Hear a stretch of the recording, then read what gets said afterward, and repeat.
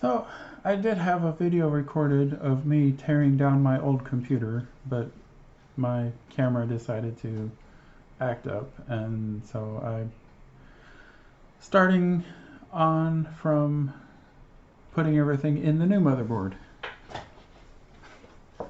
So let's get to it, shall we?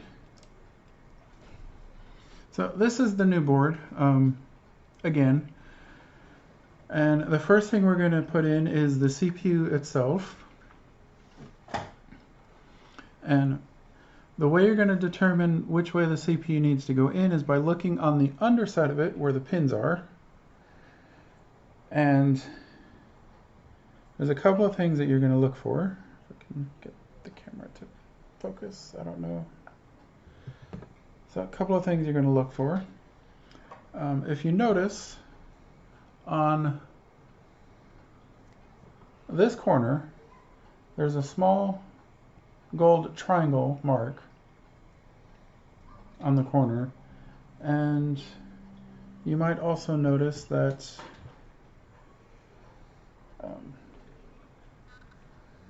there it is.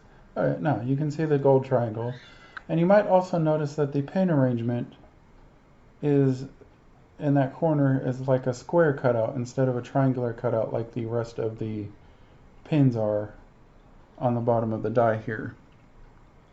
So that particular corner, if you look on the socket, I know you can't see it very well in the video here, but I'll add a picture in. You want to be very careful not to touch any of the pins on the top here. Not to touch any of the pins. You also want to be very careful not to drop the CPU. But anyway, you're going to line this corner up that is marked with the triangle with the corner on the socket here, also marked with a triangle. It also has the same square cutout pattern that you'll see in the picture that I post. And the way to put this in is you want to make sure that this lever is up. You're going to line the triangle up with that corner on the socket. You're going to just gently drop it into place. It should fall right in if it's lined up correctly.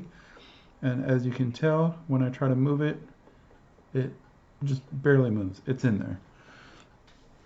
After it's in there, you're just going to push this lever down. There's going to be a little bit of resistance, that's okay, until it locks into place. So the CPU is installed. Next thing we're going to put in while I have the board out is the RAM. And on this board, the clips on this side are stationary, and the clips on this side, you're going to make sure that they're all down. In my case, they all have to be down because I have 4 sticks of RAM, but you're going to make sure that, however many sticks of RAM that you're using, that's how many tabs you want to have down. You also want to look at the manual for your motherboard to tell which slots you need to use for your RAM, depending on if you have 1 stick. If you have 2 sticks of RAM, it's better to go with a dual channel configuration and get more performance that way. And your motherboard documentation will tell you which slots to use for that. Since I'm using all 4 slots, it really doesn't much matter. So for installation, you're going to line up, you'll see there's a notch on the RAM stick, right about here. You'll also see that notch. You'll line it up with the notch and the slot, and it only goes in one way. That notch also makes it so that you cannot put the wrong type of RAM in. If you have a motherboard that is made for DDR3, it will only take DDR3 RAM. Same thing with DDR4. It will only take the RAM that the motherboard was designed for. For installation, you just want to gently push down until you hear it click.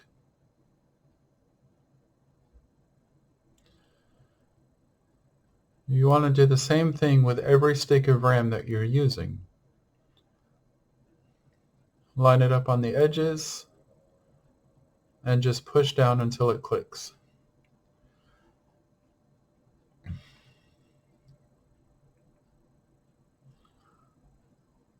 Oh, and a very important thing. You'll want to line up the edges of the RAM stick with the notches in the side of the slot. So, yeah, it's not going to go in if you don't do that. So,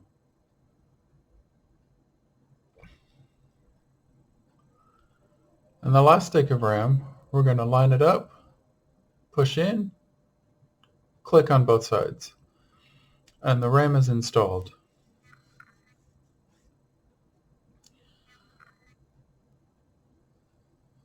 So the next thing we're going to do is put the motherboard in the case.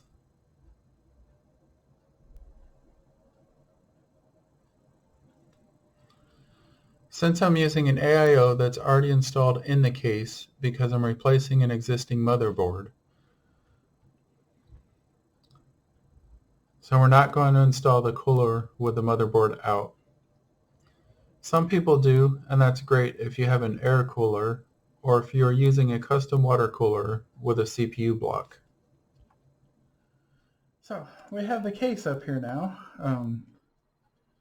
and we're going to work on installing the new motherboard into this case. A lot of the cables are kind of already run.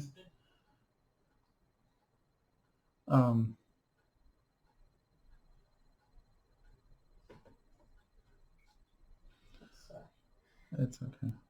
So a lot of the cables are run right now, but they've been run to where the old motherboard connectors were, so we may have to reroute a lot of these cables. That's okay. The ones that we're definitely not going to have to reroute is going to be this 24-pin main power cable, and up here in the corner is the 8-pin EPS connector for the CPU. So we're going to, those will generally be in the same place.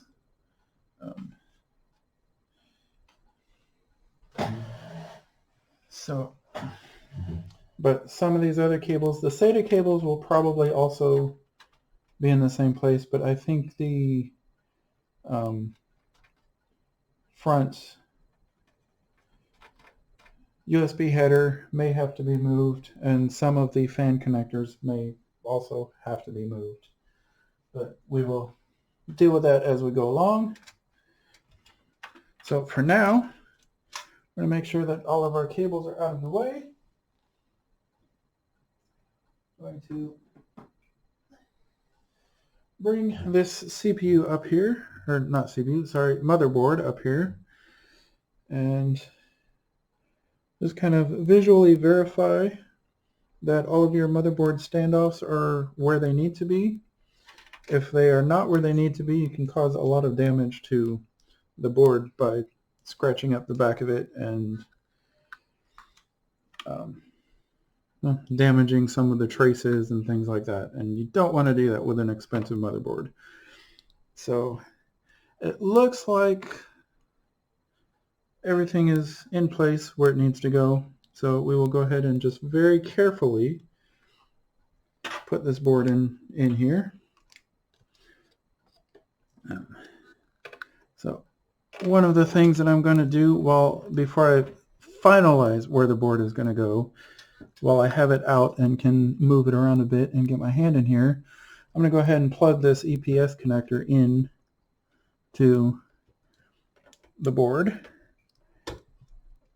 There it goes. All right.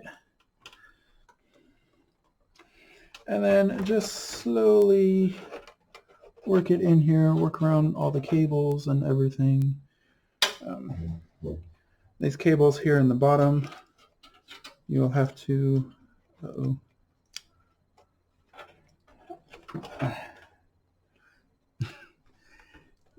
yeah, that's not something you want to hear when you're doing something, is uh-oh. What happened? Oh, the corner of the motherboard got caught on the case here. So get the power connector out of the way. these cables here on the bottom. Going to try not to break the motherboard because it keeps wanting to twist around for some reason. I don't know why.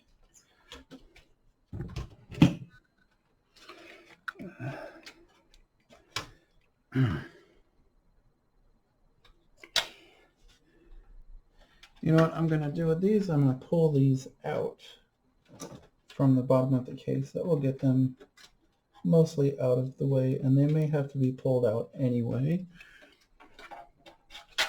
So there's those out of the way, out of the bottom, and then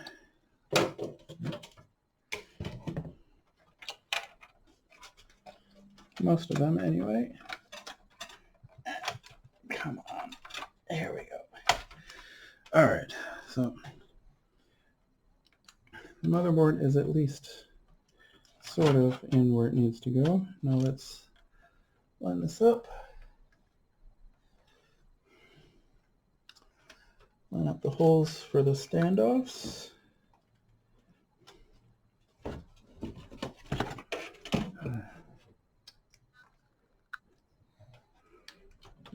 There we go.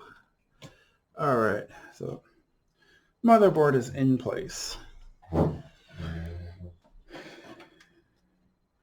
we're going to take our screwdriver and carefully start putting the screws in where all the standoffs go, where all the standoffs are. Don't want to over tighten them, just enough.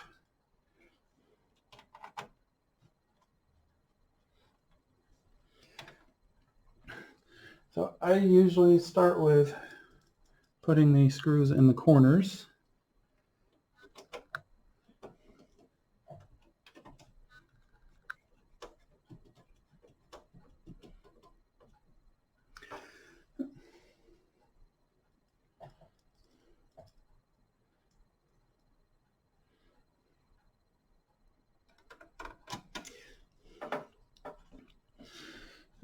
But there's really no right or wrong way to put these screws in. So, and then now that I have all the screws in the corners, I'll go ahead and put the other screws in.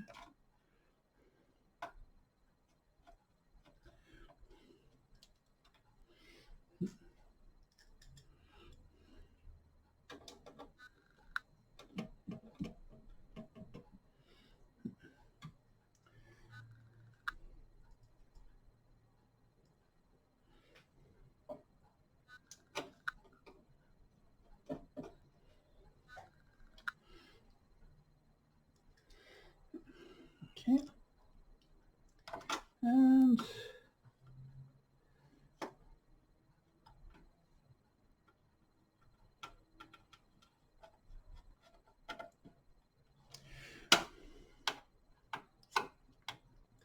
I'll just go through and just gently snug them down. The motherboard mounting screws do not have to be very tight. So just enough to hold it in place.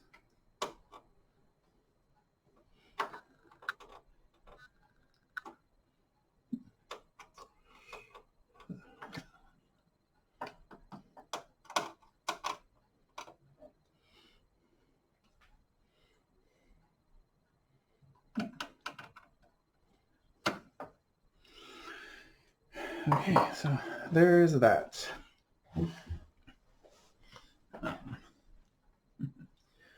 So the next thing we're going to do is work on this, the AIO pump. And first thing we need to do before we can do anything, or before we can install it rather, is because this was used from the other build, I just need to clean all the remaining thermal paste off of here. So with that, I'm going to use just a paper towel, a little bit of rubbing alcohol,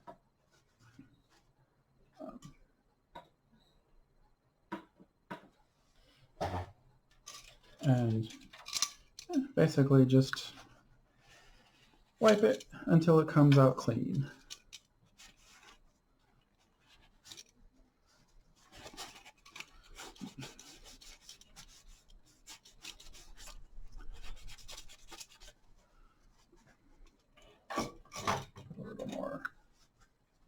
rubbing alcohol on here just to make sure that it's nice and clean. Rubbing alcohol is good because it cleans and then basically will evaporate off at room temperature. So it doesn't leave a residue or anything like that behind. So there it is.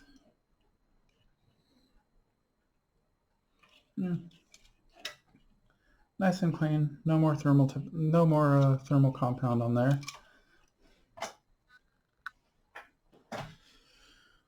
So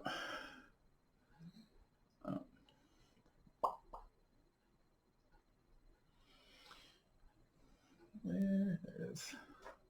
So the next thing we need to do to finish the installation of this cooler is we need to put a little bit of a thermal compound here on the CPU.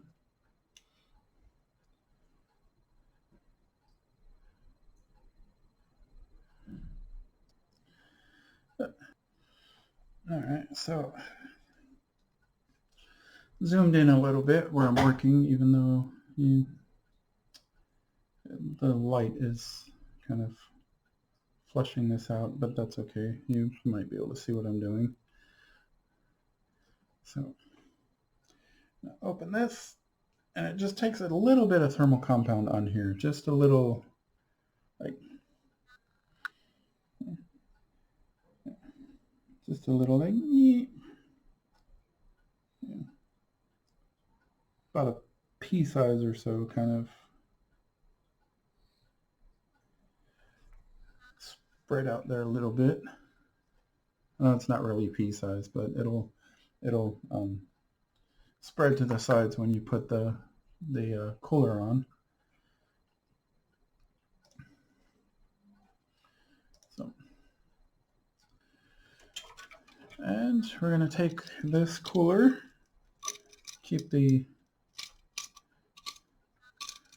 so the cooler will mount, I'm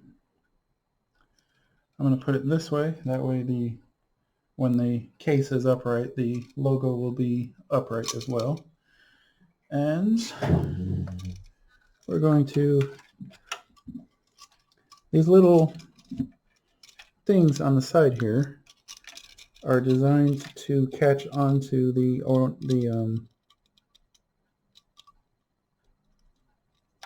just the original AM4 connectors. So what I like to do with this, because it can be a pain to get started if you try to do it while it's on there, is this little nut here, thread it on just a little bit so that it's actually started. Then you can work on fitting it in here, and you're going to put the tab underneath the hook on the socket, on the side of the socket. So, and make sure that it's underneath, and then just slowly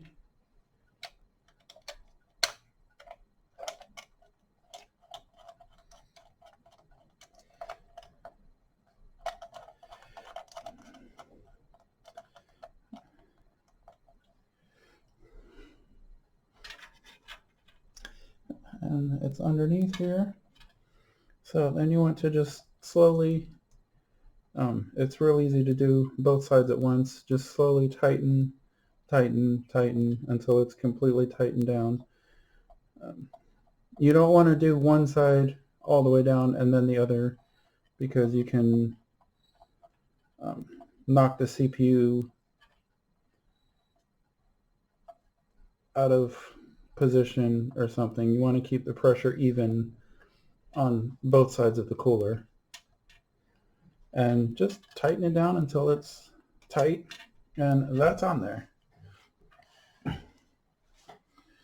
So now from there we need to run this wire to the AIO pump header. Because the pump header is right here at the top of the motherboard, can't see it that well, but it's this header right here to keep the cable management under control. I'm just going to gently wrap it around the pump.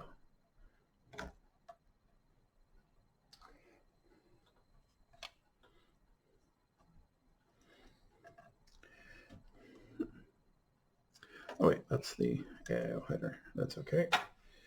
Still, same concept. Wrap it around the pump.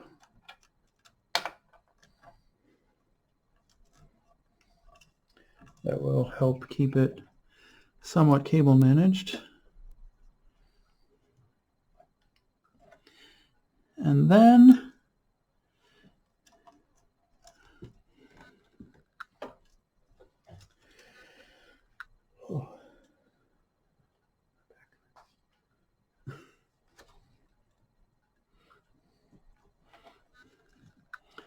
you're going to push it down on the header that says AIO pump.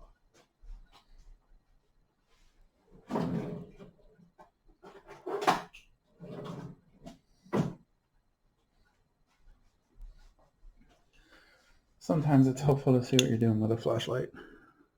So, AIO pump. Now, the pump header on this board has 4 pins, where the pump connector on this particular cooler only has 3. That's okay. What you're going to do is you're going to line up the 2 little tabs on the connector with the key notch on the pump header on the board. So it doesn't matter that you're not going to use the 4th pin. That's all right. So that is on there.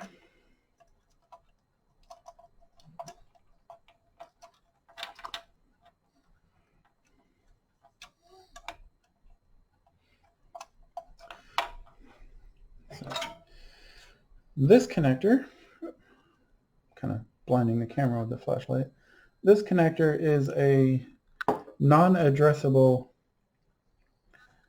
RGB connector. You can tell because it's four pins. We're going to use that later. So for right now, we are going to run this cable somewhere else. We're going to run it just probably through the back corner of the motherboard with the EPS cable and the fan cables and all that stuff. Speaking of the fan cables, now that we have the motherboard back in place, I can now go back and install my case fans. And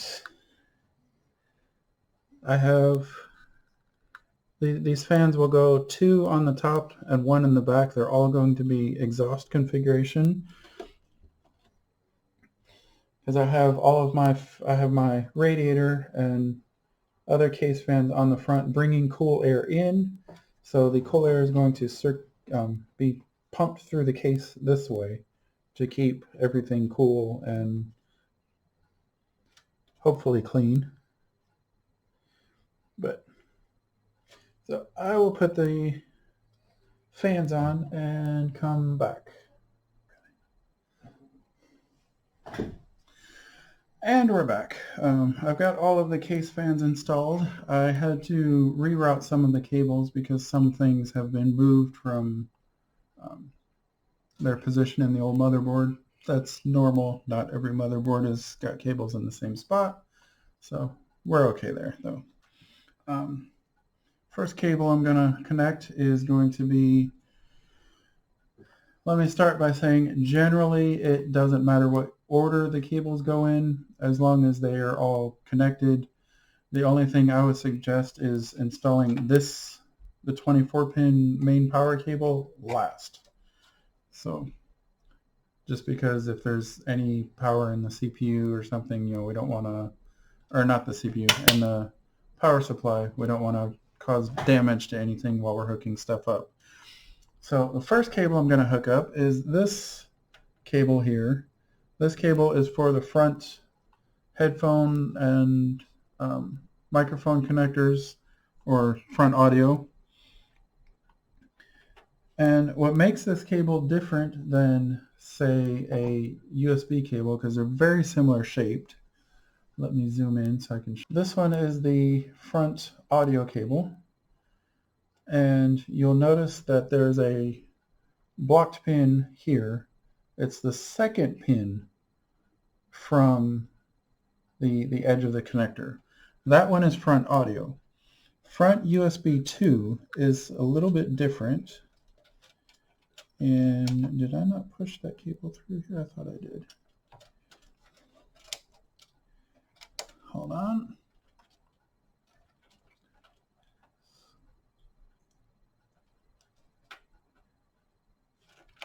Did I not push? There it is. It's just buried way down in there. So front USB, or front USB 2, same size connector, but you'll see that the USB connector has a blocked pin on the very edge. So that is USB 2, and that's going to go into a different connection on the motherboard, obviously. So the first one I'm going to do is the front audio. Front audio is almost always in this back corner of the motherboard.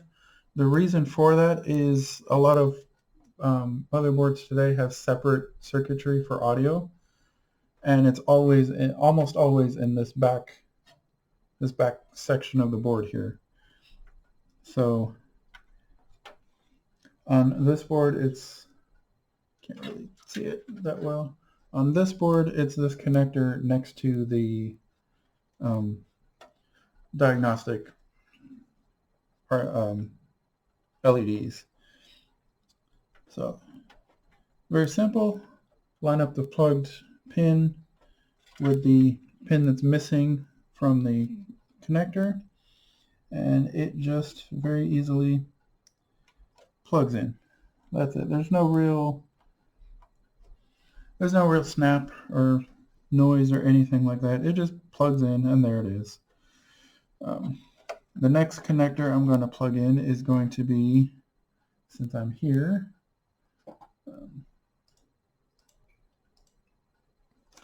is actually going to be the front USB 2 connector, and that connector will go into one of these two. It doesn't matter which one. They're both USB 2, but that connector will go in there. Same with the audio connector. You just line up my clock. Same with the audio connector. You just line up the blocked pin with the missing pin on the header and just push it in. There's no snap or anything like that. Really, it just plugs in.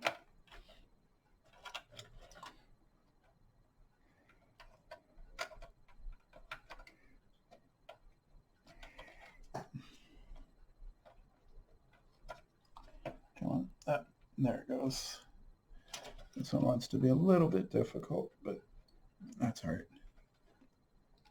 Okay, so front USB 2 is connected. The next connector we're going to go for is this blue one. This blue one is front USB 3. And that will go in to this, I can't see it very well, but this very long connector here. And that one is keyed. So you'll have a little notch on the side of the connector. And on the side of the header, there will be a notch, there'll be a cutout notch. So you will basically just line this up with that cutout.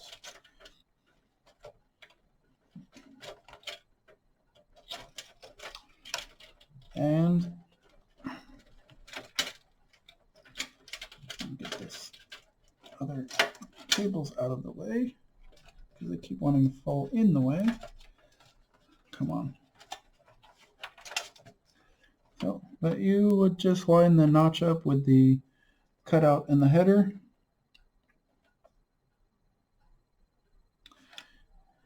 And plug it in. There it is. It's in. That's it.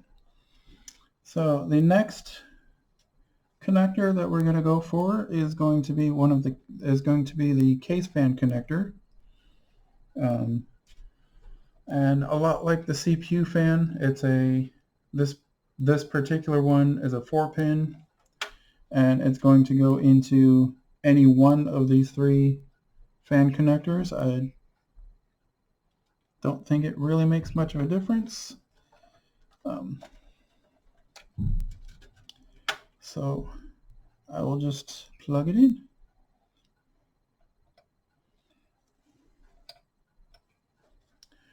So a lot like the CPU connector, there's a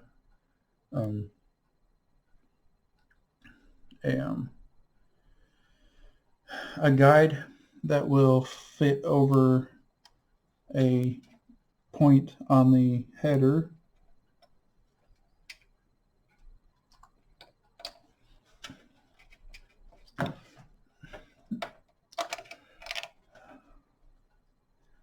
So many.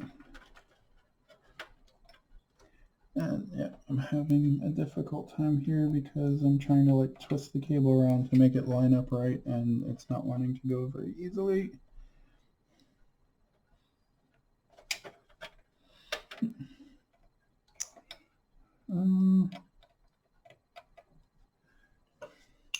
Flashlight. And once you get it lined up, just like the CPU fan, it just pushes on, it's in there, done. So the next cable that I'm going to hook up, just because it's here, is going to be this non-addressable RGB connector, and then the addressable RGB. The difference being is the non-addressable is a 4-pin connector, and the 4-pin connector is basically ground and then individual signals for the red, green, and blue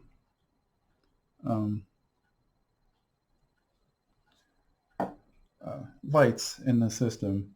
This is a 12-volt signal, and what you need to do with this is, in order to hook this up correctly, because if you hook it up wrong, you will definitely break things. On the cable, or on the end of the connector, there's usually an arrow. That arrow is the 12-volt power connector. So I was wrong. It's actually 12-volt and then separate grounds for red, green, and blue. Either way. So you want to line that arrow up with the spot on the motherboard that says plus 12 volt. So that is how this will be connected.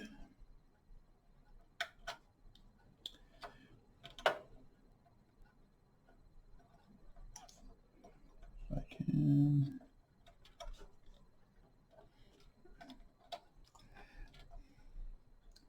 The arrow is lined up on the 12-volt side, and there we go. It just slides on like a lot of these other connectors do. So the next connector in line is the addressable RGB connector. It is a 3-pin connector that runs on 5 volts. You cannot mix up the addressable connector and the non-addressable connector due to the voltage differences. You will break things if you manage to mix it up. In order to hook up the addressable 5-volt connector, you'll see maybe that there's 2 pins, a blocked pin, and then 1 pin. You see that same pattern on the motherboard. So you're going to line up the blocked pin with the missing pin on the motherboard, and then just push it in. There it is. It is in. So, now the last thing that I need to hook up on this side of the motherboard is going to be all the different little wires like these that are going to go to things like your power LED, your power switch, your hard drive indicator, and the reset switch. Now, those wires are generally very small.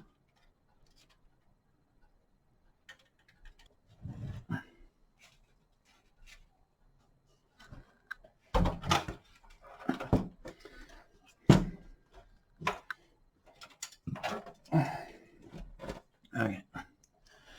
So the only cables that we're actually going to hook up to the motherboard is going to be the hard drive LED, the power switch, and the power LED. Now, as far as which of these go where, you will have to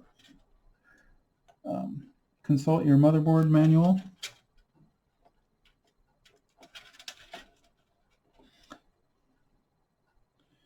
Because sometimes it's labeled on the board. This one is.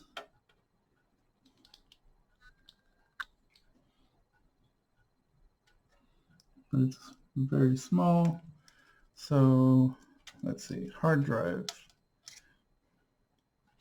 power switch. No, this one. Here we go. So hard drive LED is going to go down here in the bottom.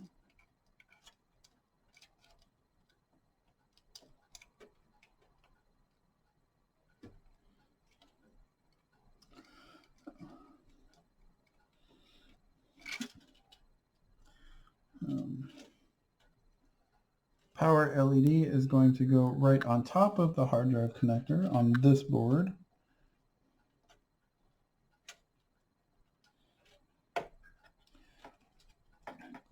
Most motherboards, it's my experience that the configuration is very similar. And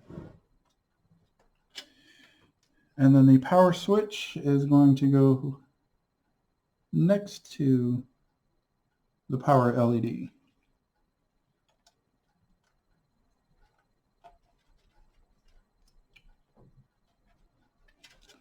So there's that. The front panel connector, or the front switches, are connected.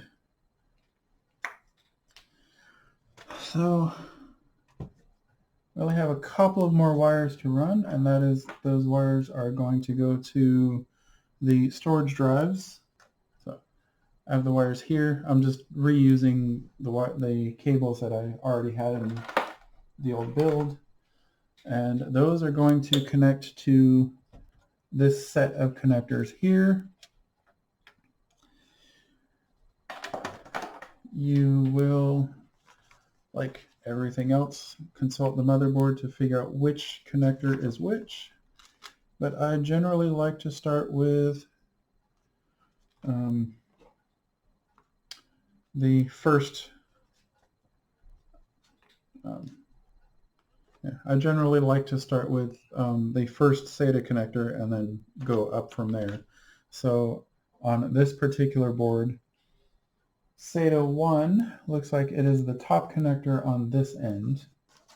So I will hook up, we'll go here with this wire. This one is going to run to the back of the case to the SSD. So that one is SATA 1, and then directly underneath it is SATA 2. You push it in until it clicks, and the SATA 2 will run to the back of the case to the hard drive.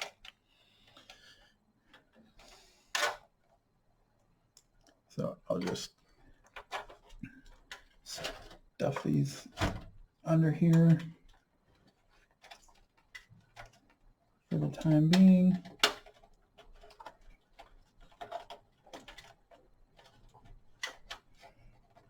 And then the very last thing that we need to hook up is going to be this very large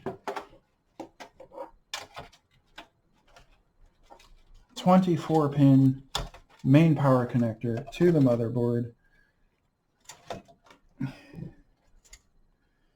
So, and very simple. There's a clip on one side. You'll see a notch on, can't see it in this angle. So I'm going to try to zoom in and show you what I was talking about as far as the notch on the 24-pin connector. But yeah, it's a little bit grainy, so I don't think you can tell. But there's a little notch here on the side of the connector. That little notch is going to work. This clip is going to grab onto that notch. So what you're going to do is basically make sure the clip is on the right side of the connector with the notch. Align the power connector with the power header on the motherboard.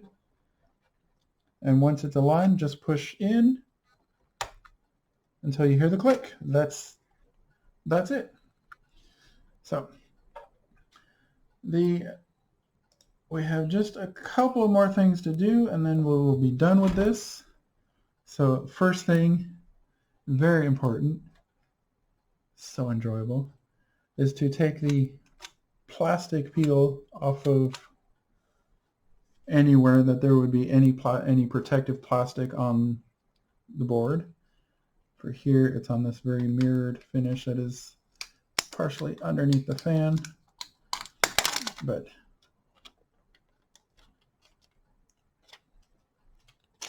yeah.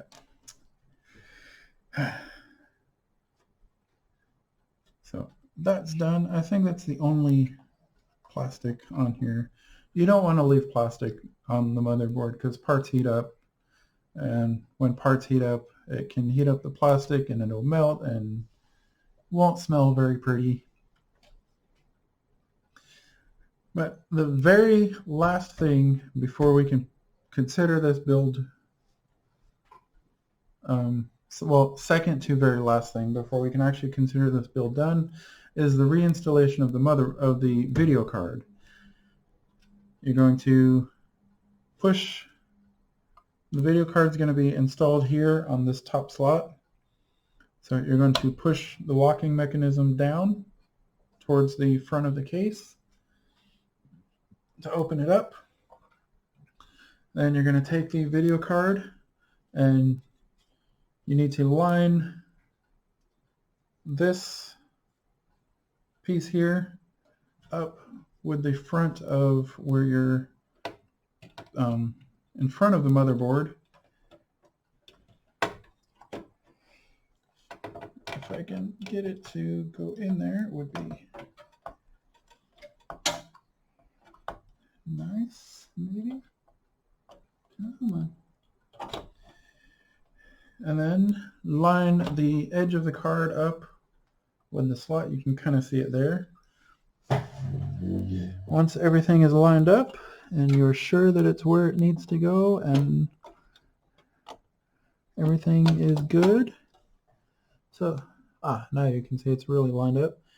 You just push it down until, as you saw, the little clip was pushed up.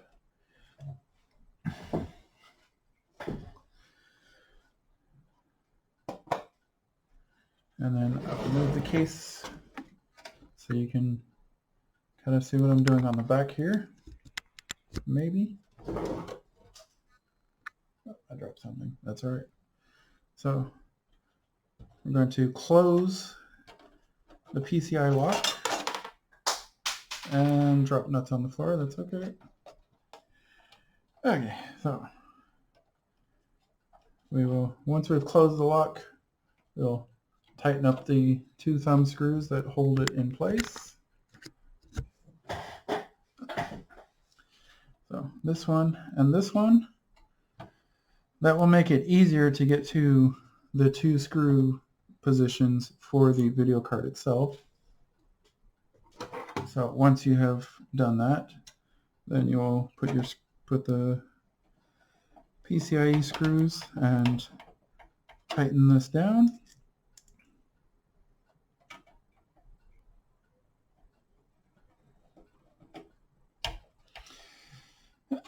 And that's it.